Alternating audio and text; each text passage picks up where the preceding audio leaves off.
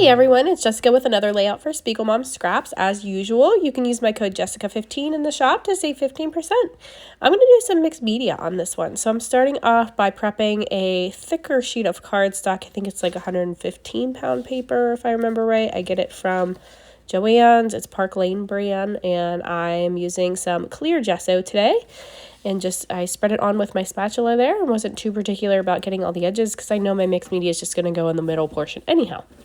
So I've got 3 photos of my little guys here riding their tractors around through some mud last spring at our farm. And I think it was spring anyways. I can't remember what date. I think it was an April date. So yeah, spring. Anyway, so I've matted them with some smooth white cardstock, and then I'm tucking some tissue paper in behind them, and I am going to use just a couple scraps that I have laying here. This is my favorite paper by 49 and Market, but I have some scraps of it laying on my desk beside me, so I just grabbed them, and I'm going to use them on this one.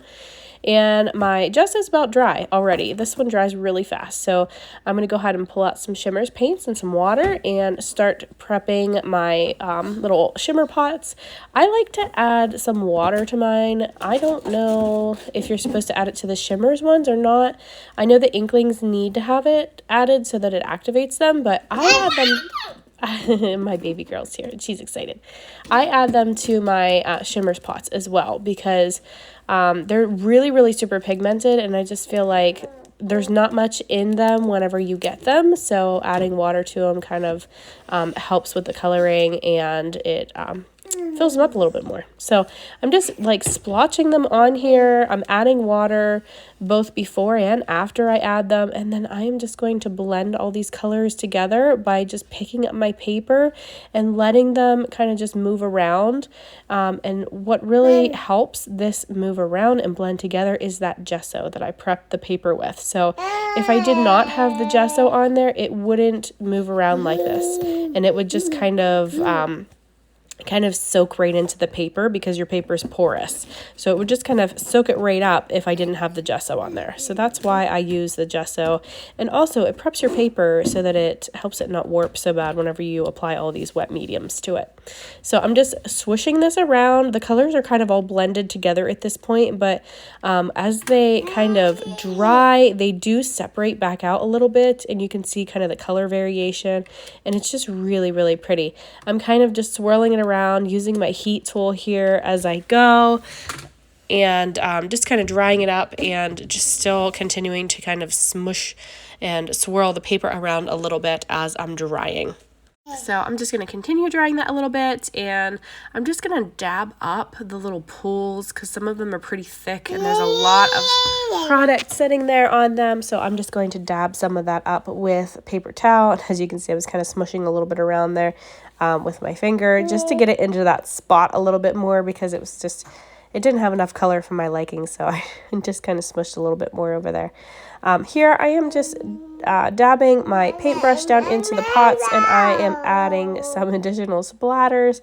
This really helps break up those colors and kind of separate them back out. It gives them some dimension, and it just adds some more sparkle. It's just so pretty and just really helps to break that up so it doesn't look like one giant blob.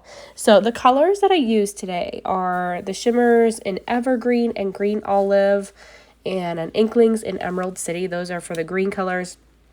And then I'm actually going to pull out Golden Wheat Shimmerz as well and add some gold to this. So right now I'm just pulling out some white gesso. I'm using that to, again, break this up and kind of create a marbled effect. I love putting white splatters on top of colored backgrounds and colored mixed media and things like that. It just really adds to the layout, and it's so pretty. And it helps break that up, give dimension, and when you apply it to wet mixed media, it just creates a beautiful marbled effect. When you add it to drier mixed media, like you can see the bottom section of this is pretty dry at this point, it just creates dry splatters. So if you want it to kind of marble and do a really cool effect to your mixed media, you want to apply that when it's still wet. So I've got that all pretty much done and how I want it to look. I'm going to move on to my cut files. So I'm going to actually use a cut file by Pear Tree Cut Files today. It says Get Outside, and the O is a geotag. I'm just basically taping this off with some pixie tape by Thermoweb because I just want to do some ink blending on that get word and make it black instead of white. I could have cut another cut file in black and just kind of trimmed that out around my letters and where I wanted that to go, but I didn't feel like it. So I just did this because this was just easy for me to do. I didn't have to mess with it, didn't have to cut another layer out, didn't have to get another Cricut mat out or anything like that, or peel this off and reuse the one I had or anything like that, because at this point some of the letters are still on my cut file. So all the negatives are still on there. So I didn't want to reuse that or anything. And oh my gosh, I love these glass mats. Like seriously, these are the best inventions ever because everything just wipes right off of them. I love them. And I did clean mine the other day. It's cleaner than it normally is. It does have a couple splotches on it already. And I think I've only done like 2 layouts on this and it's already getting gunked up again. So usually I let it get pretty grimy before I clean it really, really good. But it requires me using a magic eraser on it to actually clean my glass mat because they just get so grimy with splatters and paint and gesso and adhesives and you name it. But yeah, I do wipe them off every time, but they just get all that stuff stuck on there.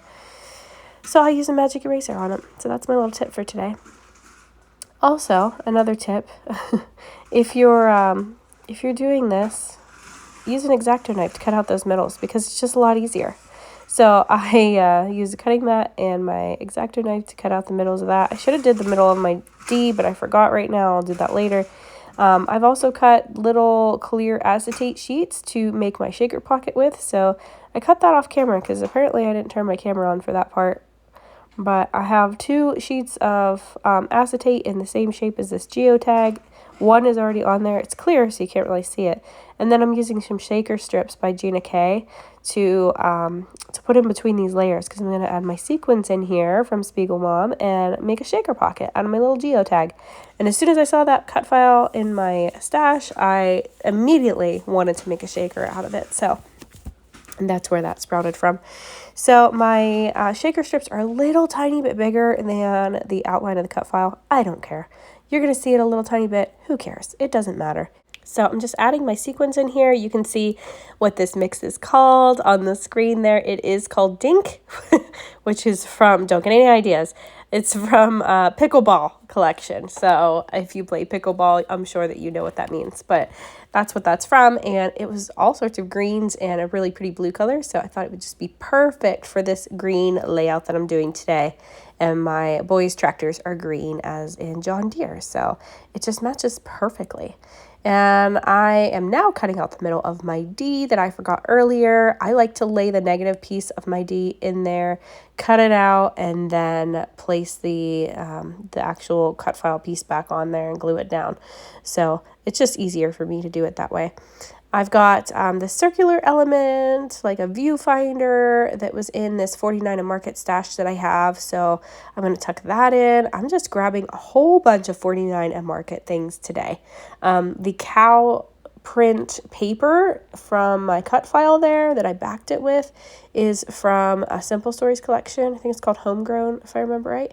And I grabbed that from that collection and then just grabbed a bunch of random 49 and Market embellishments. So I'm sticking with mainly green, a little bit of blue thrown in there because there's a little bit of blue in that sequin mix, but mainly I'm sticking to kind of a monochrome layout today. So I'm just tucking a bunch of things up here in the top, some little tickets and tags, little embellishments.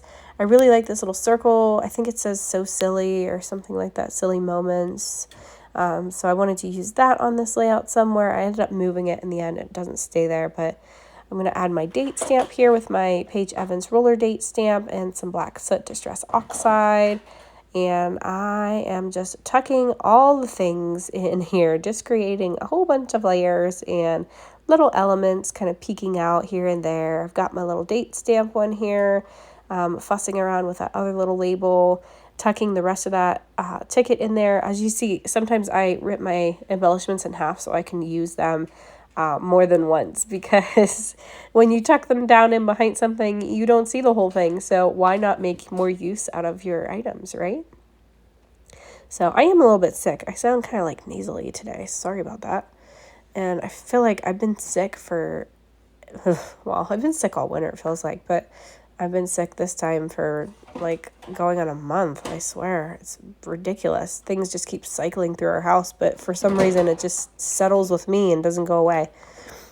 So I'm using Nuva glue and my ATG gun to tape down all of these various embellishments and layers. And I really, really love the way that this is looking. I'm going to grab some like ribbon type of lace twine that I have in my stash. I think it's actually by 49 and Market as well. And I'm going to grab some regular twine to put on this top tag that's peeking out right here. And then I'm just going to rough up the edges on these little tags. I like to give them a little bit more dimension so everything's not so flat. Like this one, I'm actually going to pop up with some 3D foam squares by Gina K. And I'm going to stick that right at the top of my photos. And then those tickets and things, I'm just going to ruffle up the edges using my fingernail to just rough them up. So here, I might as well just go ahead and stick my photos down since I didn't do that yet. And that's like the main part of the layout, right? But I just was too busy tucking things in and getting that where it needed to be. So I'm going to go ahead and stick the photos down, and I'm going to get some of my tape roll here, the 3D foam tape roll from ThermoWeb, and place on the back of my cut file to pop the rest of it up. Since that shaker is kind of thick and popped up, I wanted the rest to match that dimension. So I went ahead and put some 3D foam tape on the back of that. And then I'm just adhering these strips down here. I like these little wordy bits in the bottom. And I love this on the go from 49 and Market. I thought that was super appropriate for this layout, and I love it. So I wanted to tuck it in there on the side. And there's my circle. It came back. And I got my little arrow here too, but I ended up putting a foam square on the back of that to pop it up too. I just love dimensional layouts, and I love the mixed media on this one. I love how it turned out. I'm like a little bit sad that only a little bit of it peeks out around my photos and things, but it does still look pretty, and I like it. But you guys saw the whole thing before I covered it up, so you know what it looks like under there. I've got a little photo corner that I'm going to add. I didn't want to add any more. I figured it would take away from it too much. And then I decided I wanted to add a few more sparkles on here. So I'm just going to go through and add some around the layouts, kind of the top, bottom, and in a few places here. I'll speed this up. So there, I've got all those sequins attached now. Here's my ribbon coming in, and then that's pretty much going to finish this one up. If you guys want to grab any of the sequin mixes from the shop, feel free to use my code. It's Jessica15. You'll save 15% with it.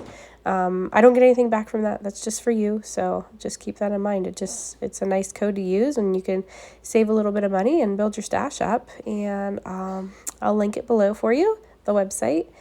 And I'm trying to think if there's anything else I need to tell you, because things are crazy around here and a lot's going to happen for April. I've got a lot of things planned and a lot of videos coming up. I've got a crop that I'm going to like the second weekend in April that I'm super excited about. I haven't been to an in-person crop since my firstborn child, and I actually took him with me when he was like 9 months old, I think.